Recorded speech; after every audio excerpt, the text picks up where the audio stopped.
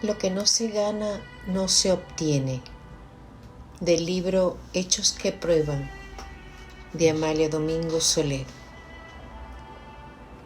Desde que el estudio del espiritismo nos ha convencido que es una verdad axiomática, que lo que no se gana no se obtiene, cuando vemos a un ser abrumado bajo el enorme peso de una expiación horrible, lo miramos con profunda compasión y decimos con angustia indefinible: ¿qué hiciste ayer? ¿A cuántos desgraciados condenaste a muerte? ¿A cuántas familias dejaste en la miseria? ¿Cuántos años de tu vida consagraste a la consumación de espantosos crímenes?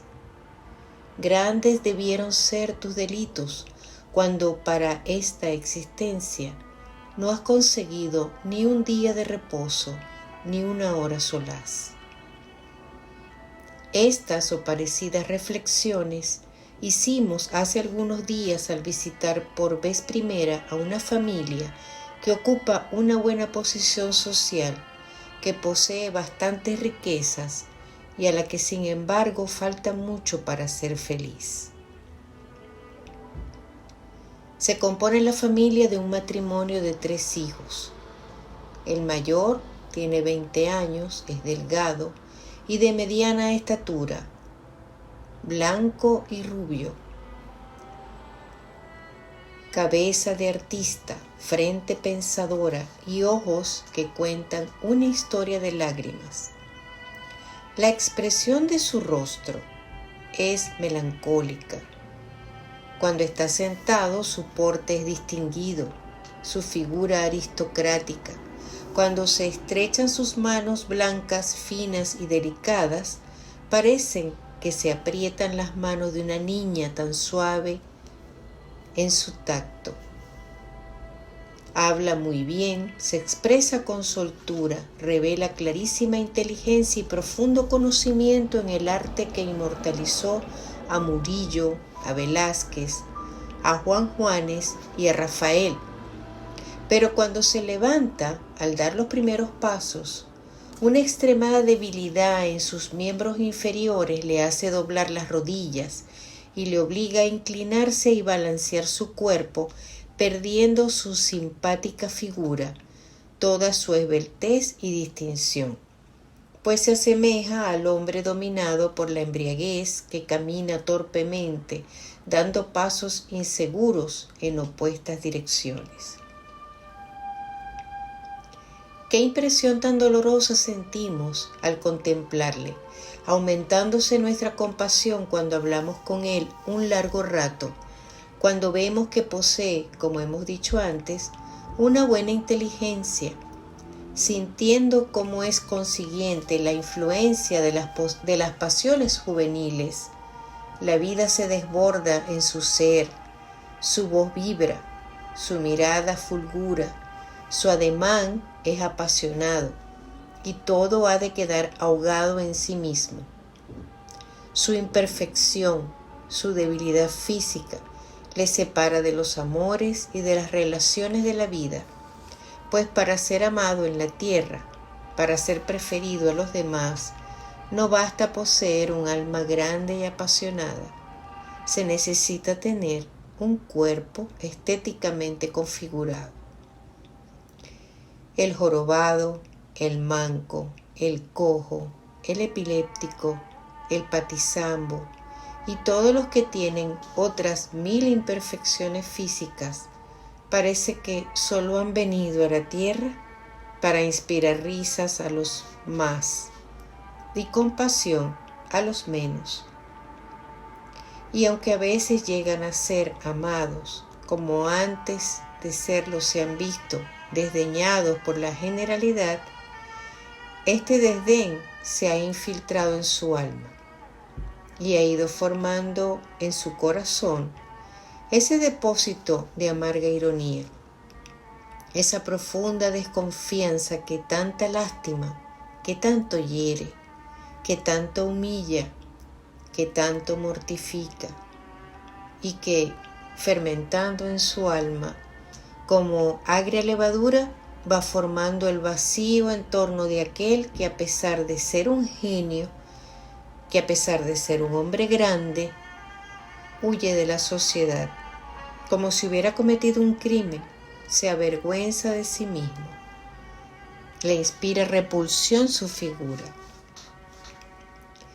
Y así tiene que vivir unido a su mayor enemigo. Tiene que estar enlazado al instrumento de su tortura. Y no un día, no un año, no un lustro, sino toda la vida. Oh, eso es horrible. Es la cadena perpetua del presidiario. Qué grande debe haber sido el delito cuando es tan horrible la condena. Esto pensábamos mirando a César, después de preguntarle con maternal cariño cuántas veces había visto florecer los almendros. Los almendros. Tengo 20 años, señora. 20 años. Cuando dijo en tan pocas palabras, nos contó toda su historia, sus ambiciones y sus anhelos, sus desengaños y decepciones. En ellas rebasó la amargura que llena hasta el borde la frágil copa de su existencia. Pobre César, es inmensamente desgraciado. Joven de rostro simpático, de claro talento, de agradable trato, y sin embargo no tiene amigos, no tiene quien le ame, no puede correr como sus compañeros de estudio. Y estos no tienen paciencia para acompañarle en sus cortos y fatigosos paseos. Él no tiene una ilusión amorosa, no está prometido con ninguna niña encantadora. Su familia no ha podido concertar su enlace con ninguna de sus jóvenes parientas y está condenado al celibato a pesar de tener un corazón sensible y un alma apasionada. Es muy débil su organismo, casi siempre está enfermo y hasta hace pocos meses ha salido siempre con su ayo. Su niñez sin un juego, su juventud sin amores, habiendo en él todos los gérmenes de la vida, pero en estado latente, sin desarrollo. Es un espíritu gigante que solo puede disponer del organismo de un pigmeo, y para mayor sarcasmo es rico, pero su riqueza no ha sido suficiente para robustecer su cuerpo. El último mendigo de la tierra es más feliz que él, puesto que sus miembros ágiles le permiten ir a donde desea, mientras que César vive prisionero dentro de sí mismo. Vivir sin alas, el que ha nacido con las del genio, es un tormento que se comprende algo, pero que no se explica. No hay lenguaje que describa fielmente esa continua agonía. Se juzga de lo horrible de la causa por sus dolorosos efectos.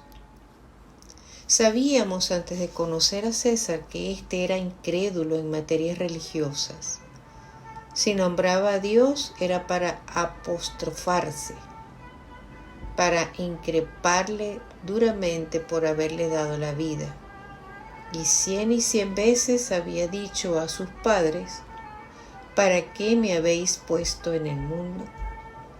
¿Qué daño os hice para que os complacierais en formarme de barro tan quebradizo y deslenable?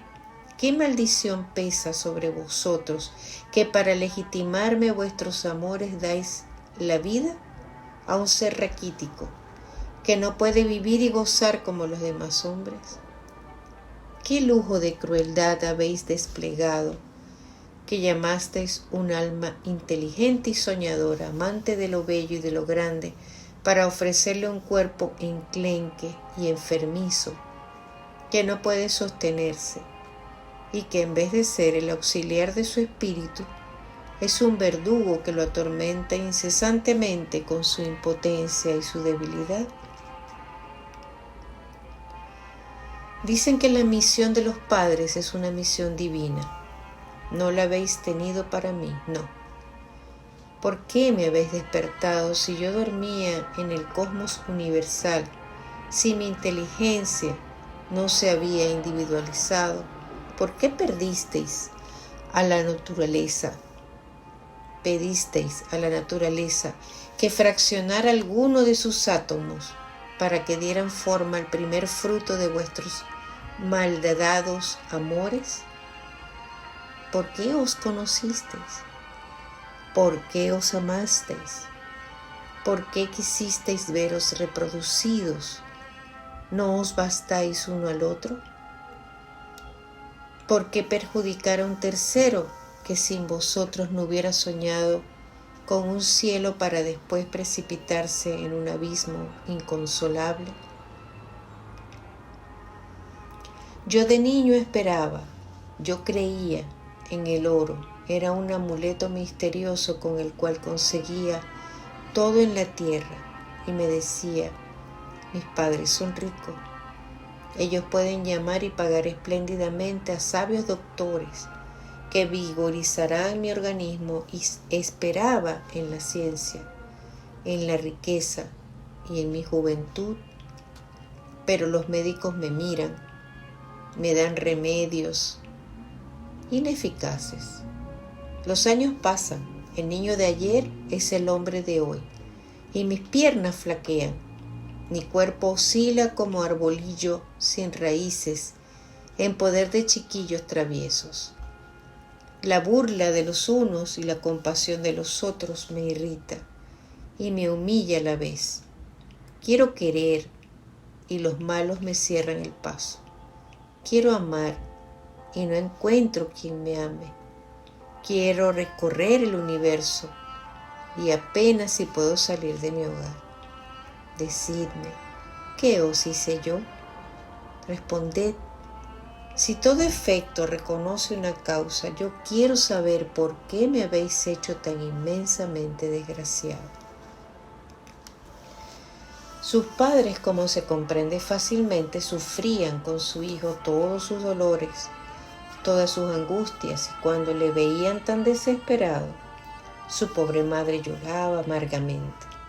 Su padre se enfurecía, ahogando su furor con filosóficas reflexiones que solo conseguían las más de las veces aumentar la exasperación de César.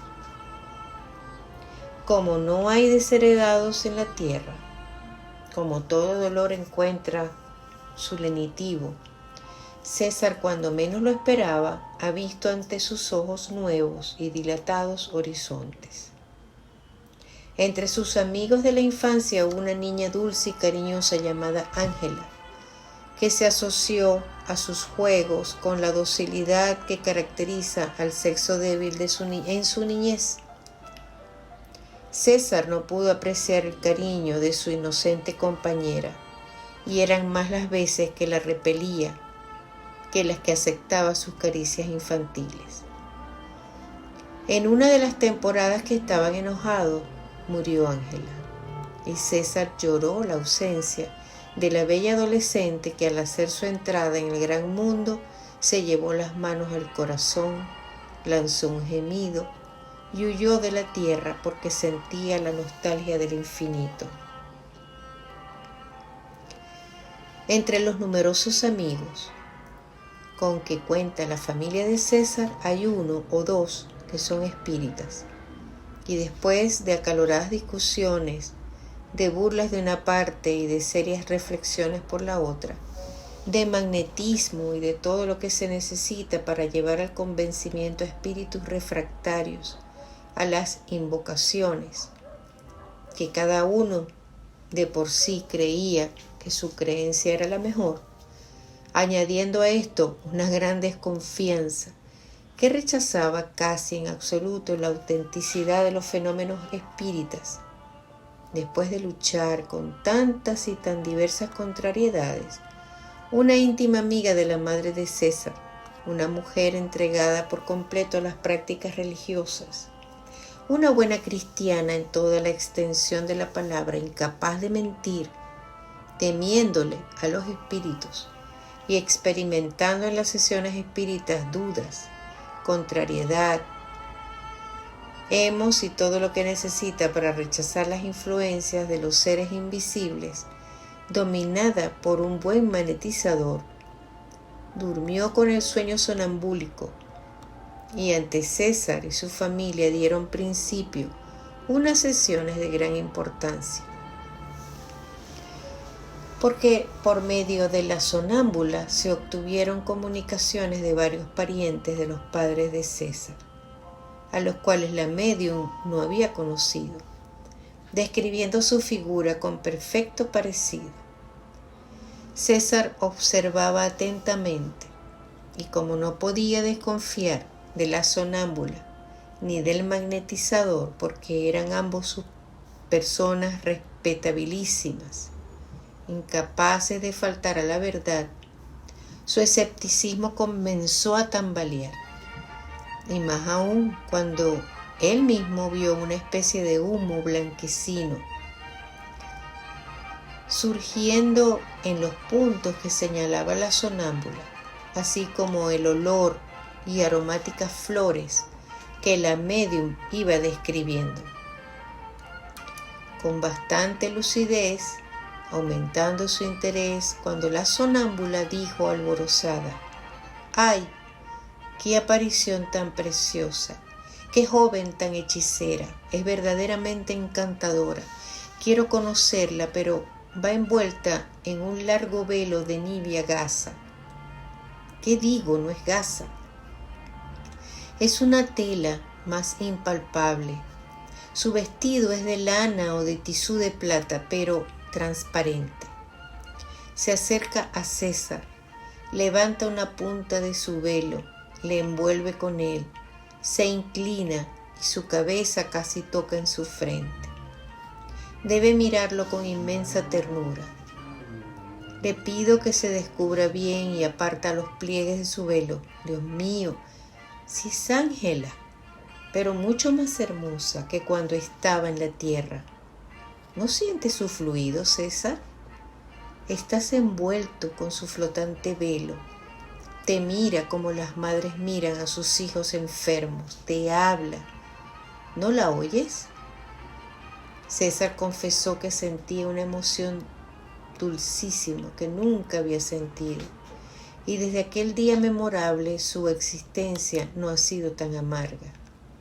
Ángela, por medio de la sonámbula, le ha dicho a César que existía en el espacio y que se acercaba a la tierra para consolarle y hacerle comprender la eternidad de la vida. Y en una serie de dulcísimas comunicaciones le ha hecho conocer el error en que vivía, negando la inmortalidad del alma y el progreso indefinido del espíritu.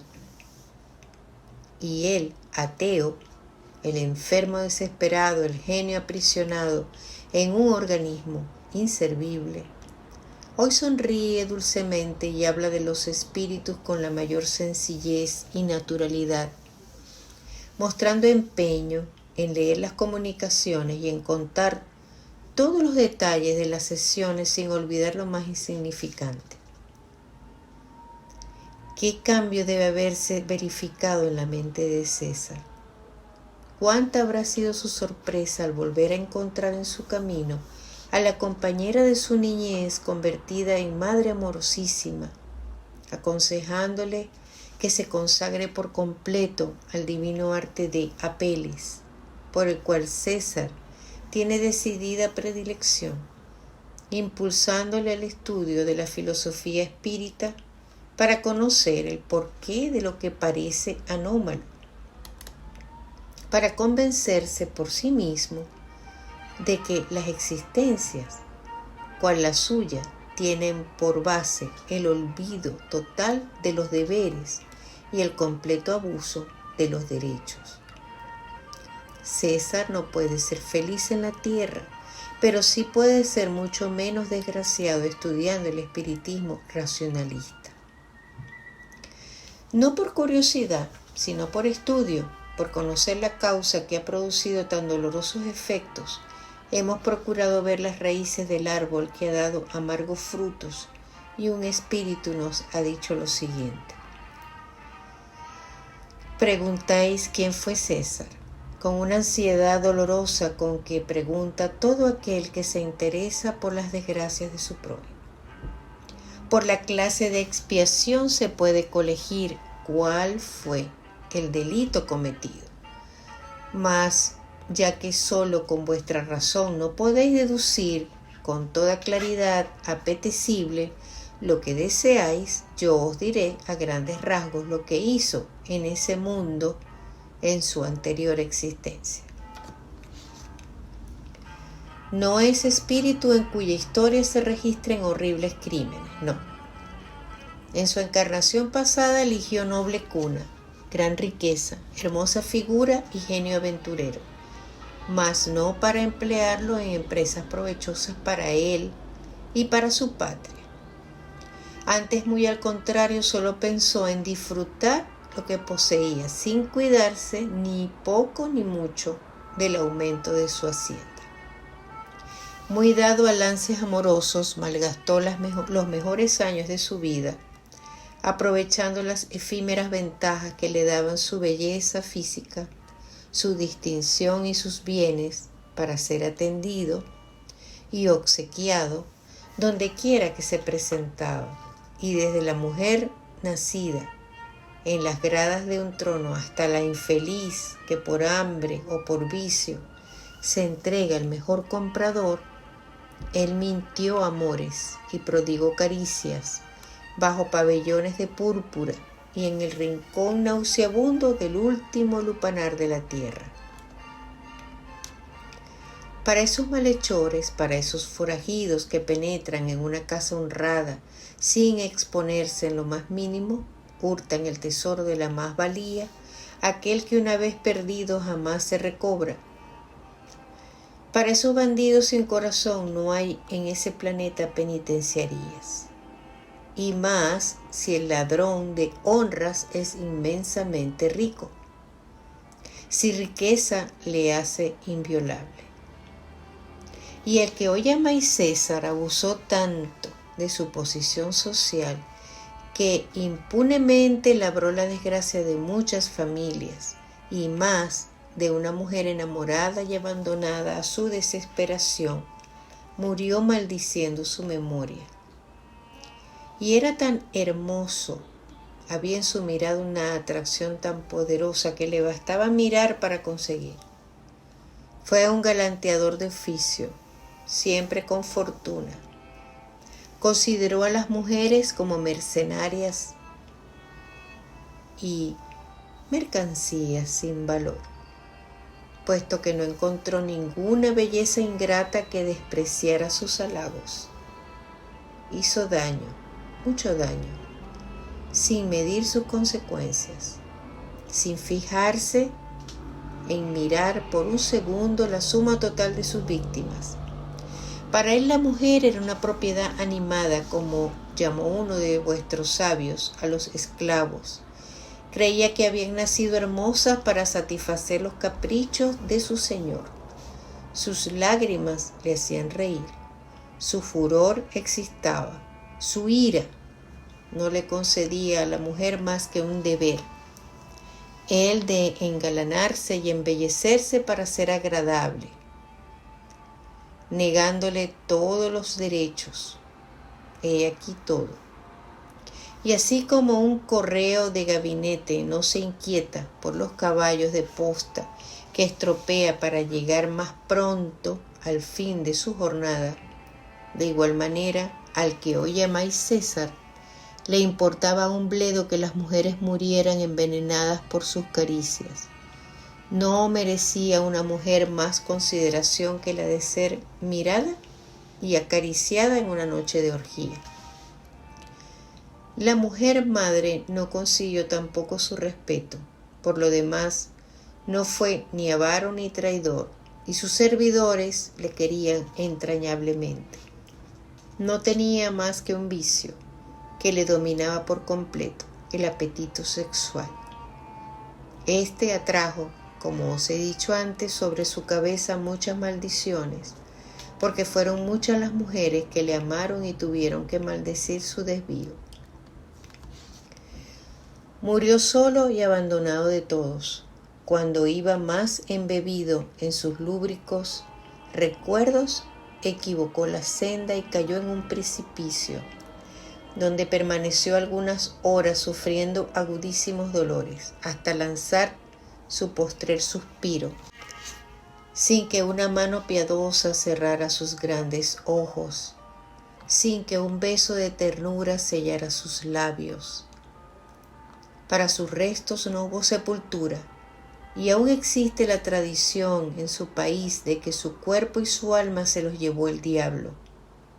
Nadie encontró sus despojos, tan hondo fue el abismo donde cayó, y como si esto no fuera bastante, hubo un desprendimiento de rocas que cayendo sobre su cadáver le trituraron. Cuando aquel espíritu llegó a ver el cuadro de su vida, su dolor fue inmenso, indescriptible. No le faltaron seres amorosos que le prodigaran consuelo, pero él tenía inteligencia bastante para comprender que había pecado mucho. Si bien en algunos de sus actos había influido poderosamente la educación viciada que recibió de sus preceptores, todos ministros de Dios. Una de sus víctimas, que sucumbió bajo el peso de su vergüenza y de su dolor, fue la que influyó en su ánimo para que pidiera la expiación que hoy sufre. Y César pidió una madre amorosa para que en sus brazos comenzara a amar y a respetar a la mujer. Pidió riquezas y un cuerpo defectuoso y animado por una clara inteligencia y un naciente sentimiento para desear amos y no poderlo obtener. Porque en la tierra los organismos defectuosos solo inspiran risa a los más y compasión a los menos. El seductor irresistible de ayer, el que a su paso sembró dolores y vergonzosos remordimientos, hoy apenas puede salir de su palacio. Es rico, es amado de su familia, muy amado, pero su cuerpo es su implacable verdugo. Casi siempre está enfermo, rodeado de innumerables cuidados que acrecientan a veces su sentimiento, porque despiertan en él los puros deseos de crearse una familia. Sueña con una esposa, con tiernos hijos, pero ¿encontrará quien le ame? ¿Podrá resistir el horrible tormento de los celos que necesariamente tendrá que sufrir si asocia su existencia a otra existencia? Su expiación es terrible. Es un alma que despierta a la vida aprisionada tras de espesas rejas. Ama las bellas artes, ama todo lo que es grande, ama todo lo que despreció en su encarnación pasada. Él no creía que fueran seres racionales los que eran deformes, y por eso él hoy, al observarse, se convence por sí mismo de su error y de su injusticia. Hacéis bien en compadecer a todos aquellos que veis abrumados bajo el peso de su expiación. Ay de los opresores, que luego serán los oprimidos. No os canséis de relatar historias en cuyas tristes páginas encuentre la humanidad útiles enseñanzas que la alejen del abismo insondiable de avergonzosos vicios. Decid, repetid en voz muy alta, que los tullidos de hoy son los que ayer tuvieron prisa para cometer desaciertos. Decid que el brazo que hoy se mueve, ayer se movió para manejar el arma homicida y firmar presurosa sentencia de muerte.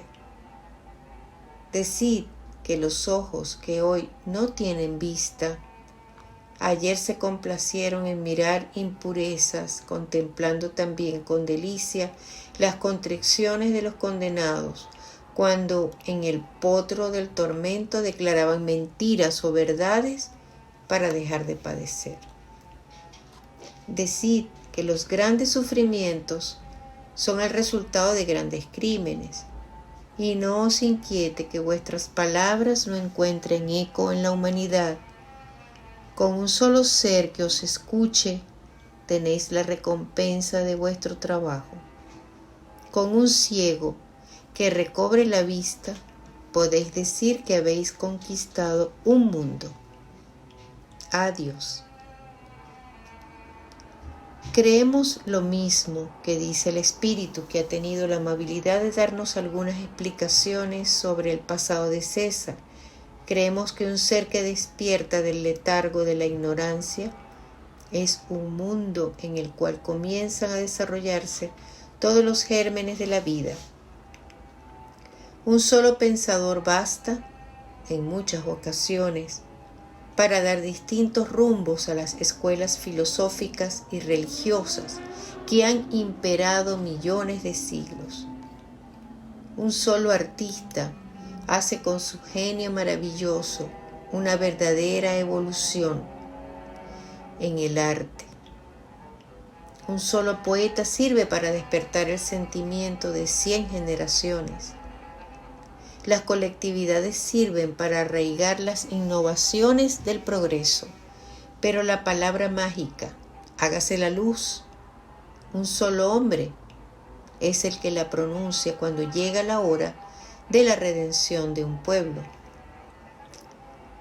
Réstanos decir para concluir que cada día nos convencemos más y más de que el estudio razonado del espiritismo es la tierra prometida de todos los desgraciados.